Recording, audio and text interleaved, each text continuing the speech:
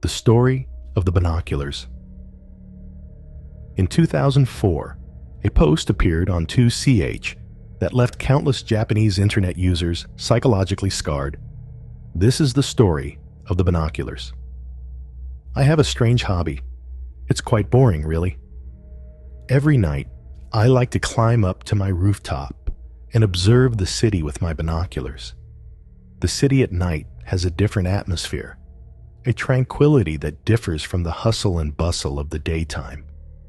Observing the quiet streets and the city from this unique vantage point always lifts my spirits. I would use my binoculars to look at distant water tanks, taxis carrying drunken passengers up the hills, or lonely vending machines standing in empty streets.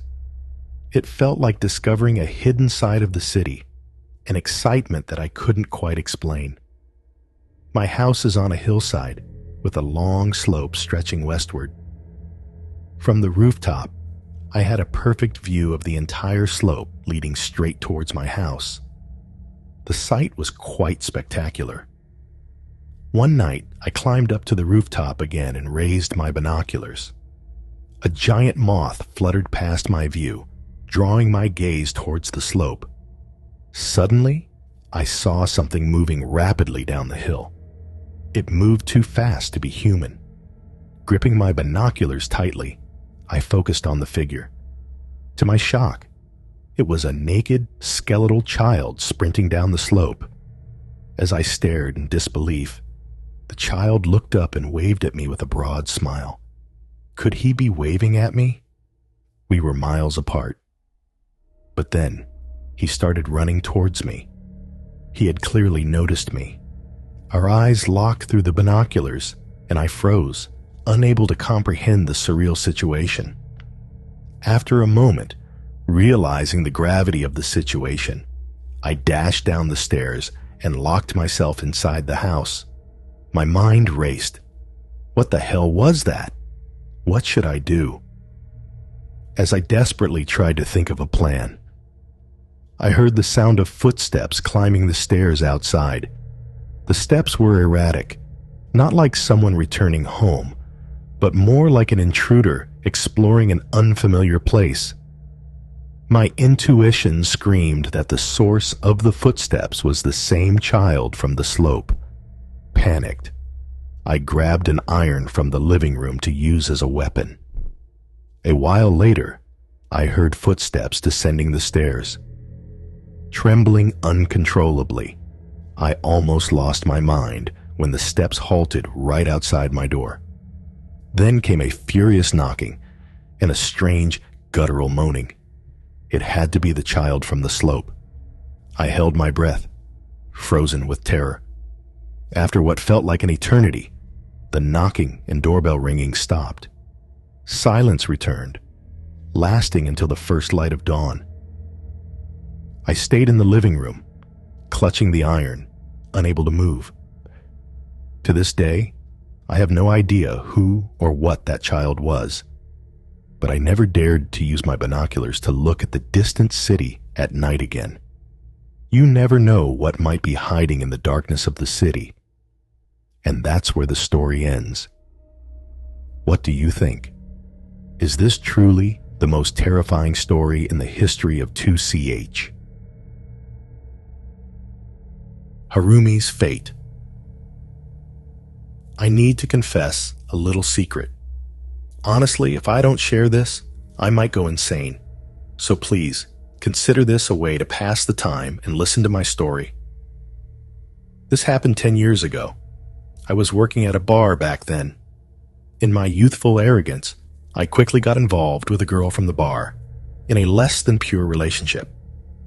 We weren't officially dating, but we soon moved in together. Let's call her Harumi. Harumi was a gambler. Pachinko, horse racing, boat racing, car racing. For mahjong. If it involved betting, she was into it. But she was terrible at it. Luck was never on her side, and she ended up losing most of the time, accumulating a significant amount of debt.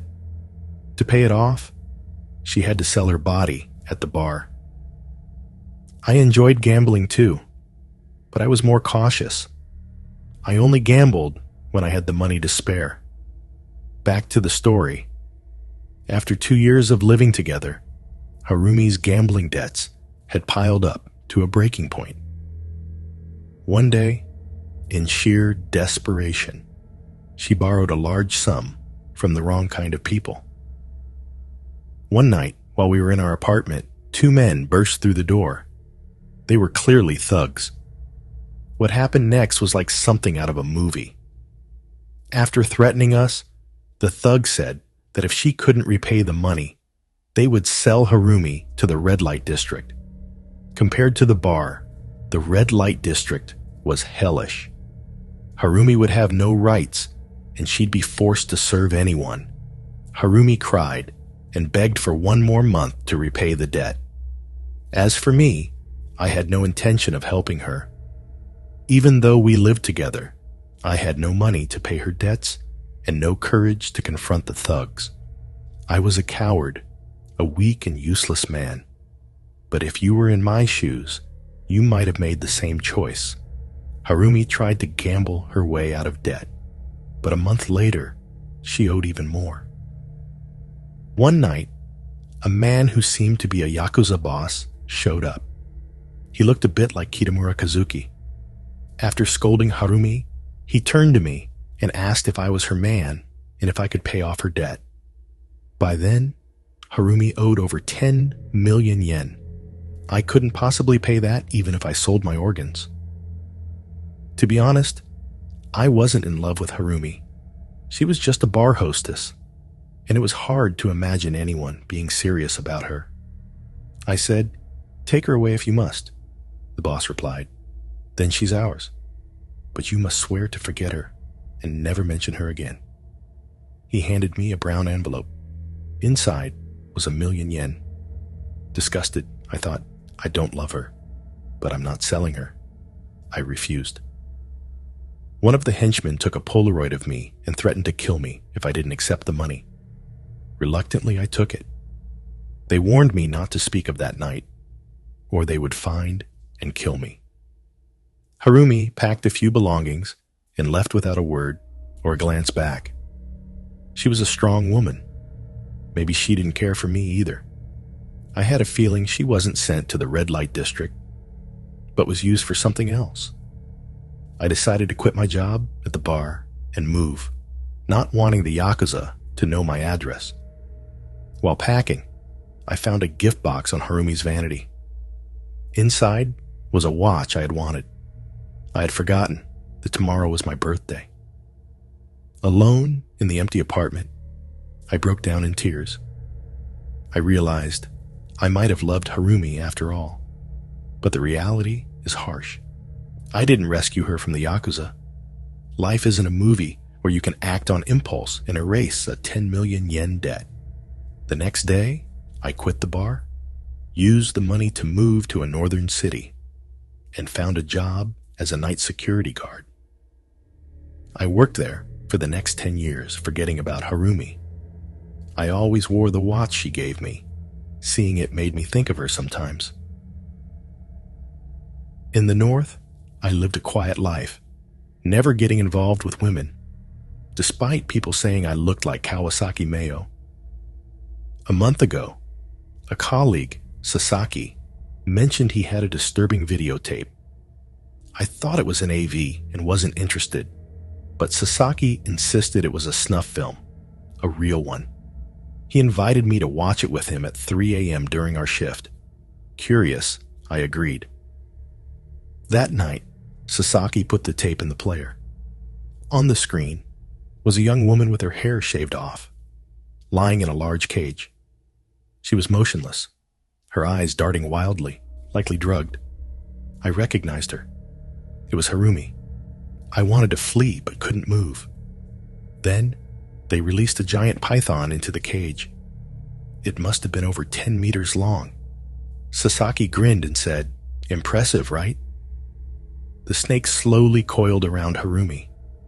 She looked terrified but made no sound, probably because her vocal cords were damaged. The sound of bones breaking filled the room. Harumi's body went limp, like a soft-bodied creature. After about 10 minutes, the snake began swallowing her head first. The tape ended halfway through. Sasaki said there were 2 more parts. I, trembling, told him I had enough, stifling the urge to vomit, and fled to patrol the building. After that night, I had recurring dreams where a snake with Harumi's face strangled me, crushing my bones, and then swallowing me whole. The pain was excruciating, but oddly comforting, as if I was returning to the womb. I bought the tapes from Sasaki and spent several months' salary on them. After watching all 3, I cried a little, then smashed them to pieces. I didn't want anyone else to see Harumi's tragic fate. Since then, I've felt Harumi's presence during my night shifts. When patrolling alone, I'd hear footsteps behind me. Turning around, no one was there. Moving forward, the footsteps would return. I believed it was Harumi, but she never appeared. Just her presence and footsteps. This went on for days, wearing on my sanity. I took a long leave. 3 nights ago, while smoking in bed, a wisp of smoke formed into a human shape. It was Harumi. She wavered like a puppet, staring at me. Her mouth moved as if trying to speak, but no sound came out. Then she vanished. The next night, she returned. I realized I wouldn't mind if Harumi's spirit cursed me to death. I even looked forward to her visits. I asked her what she wanted to say and what I could do for her. I thanked her for the watch and apologized for not helping her. She approached me with a broken neck, whispering, "I wanted your child." Whatever Harumi wanted, I didn't care. It was too late, but I wanted to do something for her. My nights are still long and dark, but it's okay. I believe Harumi will be with me in every one of them. The Cheap Inn. This happened a few years ago when I visited Shizuoka Prefecture. I was there for a family ritual, and my girlfriend tagged along. I thought it would be a perfect opportunity to take her to a nearby hot spring inn for a few days of relaxation.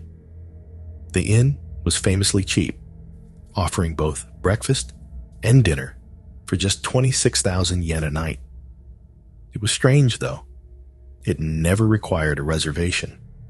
You could just show up and get a room, which is exactly what we did.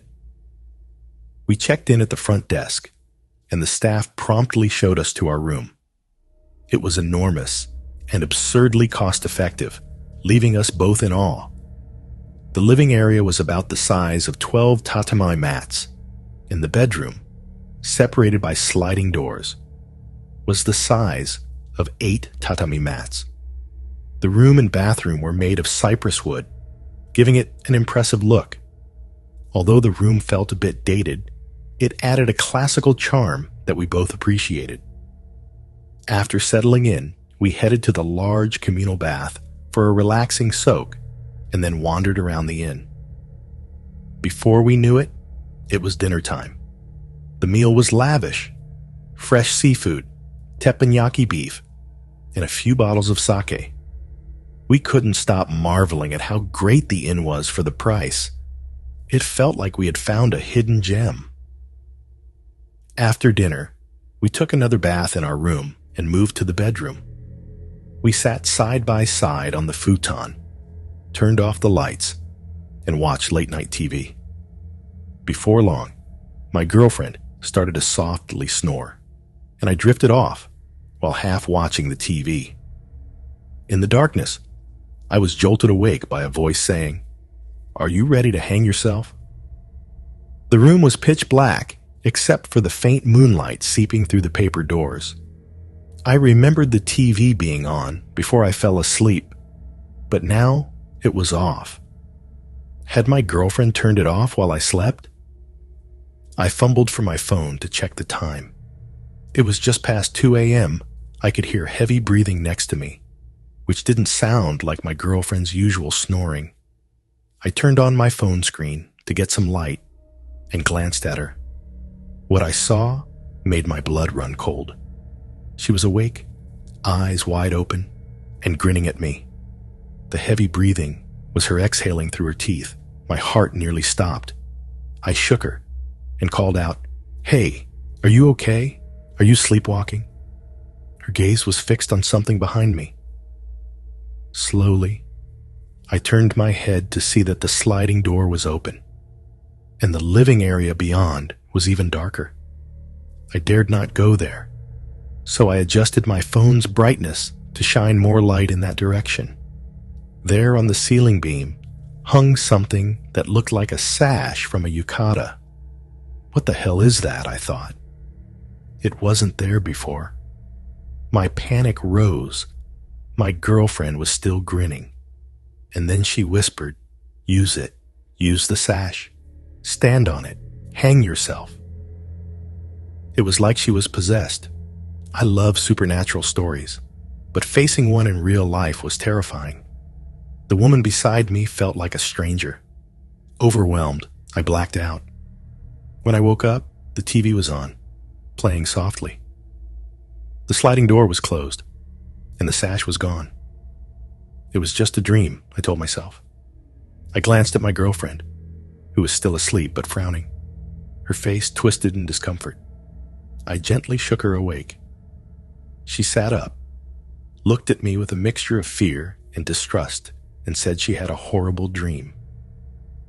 In her dream, she woke up to find me out of bed, hanging a sash on the ceiling beam, preparing to hang myself. She said she had screamed and rushed to stop me, asking what I was doing. I turned to her with a grin and said, "I'm ready. Let's hang ourselves together." Hearing this, my heart sank. The inn was haunted. We had both dreamt of hanging ourselves, but I didn't dare tell her that I had the same dream. Something told me speaking about it might invoke a curse. Trying to reassure her, I said, "It's okay. It was just a nightmare. Let's get some breakfast." We quickly packed up and left the room. At breakfast, neither of us had much of an appetite. After a few bites, we decided to leave. On our way out, I couldn't resist asking the front desk girl a burning question. "Excuse me?" I hesitated. "But has anyone ever hanged themselves in the room we stayed in?" Her face darkened, but she brushed it off. "No, nothing like that." Yet when we checked out, they gave us a 6,000 yen discount, as if to apologize for something they couldn't admit. This is a true story. So, if you ever find yourself in Shizuoka Prefecture, beware of inns that are too good to be true. If you check into an inn that seems unusually cheap for its quality, consider sleeping in your car that night. Otherwise, you might become the next ghost haunting those halls. The woman in the security camera. This happened while I was working the night shift at a convenience store. One night, just as I was about to start my shift, my colleague, who was supposed to clock out, asked me, "Hey, can I stay until morning?" Our store had a system where 2 people worked from night until 1 a.m., and then one person worked alone from 1 a.m. to 6 a.m. My colleague had always been helpful to me, so I didn't mind him staying occasionally. But I was curious. That night was no different from any other, and he had no reason to stay late. With a slightly embarrassed look, he said, "I'm not staying because of work. I'll clock out and hang out in the office. I won't disturb you. Just let me stay, and I'll treat you to dinner later." Our convenience store had a small office area behind the cash register, equipped with a desk, changing room, and storage shelves. Spending 3 to 4 hours there until morning would be uncomfortable. I asked, "Your house is nearby, right?" "Just a 5-minute walk." "Did you lose your key?" He gave a wry smile. I have something I want to check. I can tell you, but promise not to laugh." He explained that during his solo night shifts, he sometimes slacked off in the office, only coming out when customers arrived. Several times, he heard someone calling at the entrance. When he rushed out, no one was there. Once, he heard a voice right outside the office door. He ran out immediately, but again, no one was there. After these incidents happened a few times, he decided to check the security camera footage. Not only did it show no one in the store, but the camera outside the entrance also captured no one. This happened once or twice a week. He asked me, "Have you ever experienced anything like this?" I shook my head. I worked 2 night shifts a week, but had never encountered such things. "Is that so?" he said with another wry smile. "Well, thanks for letting me stay." He then retreated to the office. 2 hours later, it was 3 a.m. The store was quiet, with almost no customers. My colleague helped me finish my tasks quickly, so we sat in the office, chatting and forgetting the reason for his stay. Suddenly, from behind me, a voice called from the door leading to the store. I remembered my colleague's words and looked at him. He was staring at the security monitor, shaking his head. No one was visible on the screen. Though I was confused, I didn't believe in ghosts. I suggested, "There's a blind spot near the cash register. Let me check it out." I reached for the office door, but my colleague urgently stopped me. "Wait," he said, pointing at a corner of the monitor. "Look." The camera showed the interior of the cash register area, where there was a blind spot that captured the lower half of the office door. The door was closed, but there was a pair of woman's legs visible. If the woman was simply standing, it wouldn't be so alarming. But from the part visible on the screen, she seemed to be gripping the wall, her feet pressed against it. I didn't dare turn around. There was a small, square window, about 50 centimeters by 50 centimeters, at my chest to head level. It was a one-way mirror. She shouldn't have been able to see inside. But I felt her gaze through the glass. After a while, my colleague said, "She's gone." This brought me back to reality. The monitor showed no one. After the woman vanished, my colleague seemed to confirm something and immediately planned to leave. I begged him to stay with me until the end of my shift. For the next half-month, I worked with a constant sense of dread, but the woman never appeared on the camera again. Then, my colleague quit without warning. Curious, I asked the store owner about it. He said my colleague had reviewed the security footage one morning and resigned the next day. The owner found it odd and reviewed the footage himself, but saw nothing unusual. Feeling uneasy, I asked the owner for the night's recording. It showed my colleague working alone. The camera captured the door to the office, where a woman clung to the wall like a spider. The door opened, and my colleague walked out, passing right through her. I stared at the screen in shock. My colleague must have seen this too, which is why he quit. I turned off the monitor, considering whether to find another job. But I couldn't find better paying work, so I continued the night shifts until I graduated college. During that time, I subtly asked the owner and my new colleagues if they had seen anything strange. None had. What was the woman my colleague and I saw? Why did she stop appearing? And why could only we see her? Unfortunately, I lost contact with my colleague so that I couldn't investigate further. I just hoped that the woman didn't follow him after he left. Thank you all for watching this video. Feel free to share your thoughts and experiences in the comments section. Don't forget to hit the like button and subscribe to my channel. Also, make sure to ring the notification bell for future updates.